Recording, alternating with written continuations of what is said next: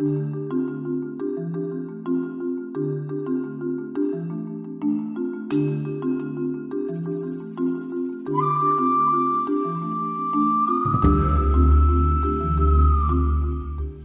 to the Underground Temple.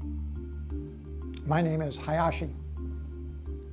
This is the second talk in a series of brief fireside chats about the martial arts. My focus in this talk is on traditional form training, what is called kata in the Japanese or Okinawan vernacular. The most important question we can ask about form training, regardless of its culture of origin, is this: how do the originators of various martial art forms want us to understand them?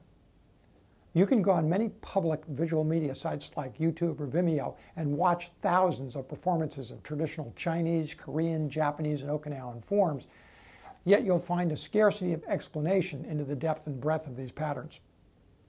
There are a few reasons for this phenomenon in the context of the way forms used to be taught in Old World schools.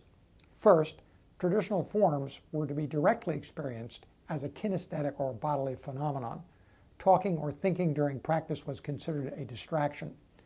Second, the depth of a kata was generally withheld from a student unless the teacher was certain that student was either loyal to the teachings or mentally and physically prepared for the next level of training. But countless students have become completely baffled when they discover that there are endless variations of these forms, some differing greatly from the way they learned them. The question that rightfully jumps up: which one is the right one? But this harkens back to the first question that I posed. What do the originators want us to understand about their forms? When you can answer this question, you get a clue to the second one. For example, did the kata originators want us to simply engage in rote practice, doing them over and over with the sense that we would acquire naturally correct body dynamics? Did they want us to view kata as a random set of self-defense techniques? Or do they want us to see in the forms important principles that followed a progressive or sequential self-education? Do all traditional forms contain complete and systematic knowledge of a 2 or more person exchange? Or do we need a series of forms to make up a complete set? If you study a 5-form, 8-form, or 16-form curriculum, do you have a complete understanding of combat? Or do you have redundant systems in play? That is, one form covers similar principles as another. Is kata alone enough to advance one's martial skills? Or do we need additional elements like a kata key code to decipher what we should focus upon?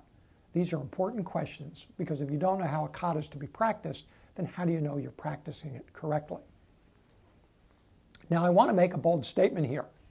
Most mainstream kata practice today is done without the full understanding of how the kata should be practiced. This is one of the reasons why mainstream kata practice in America is receding.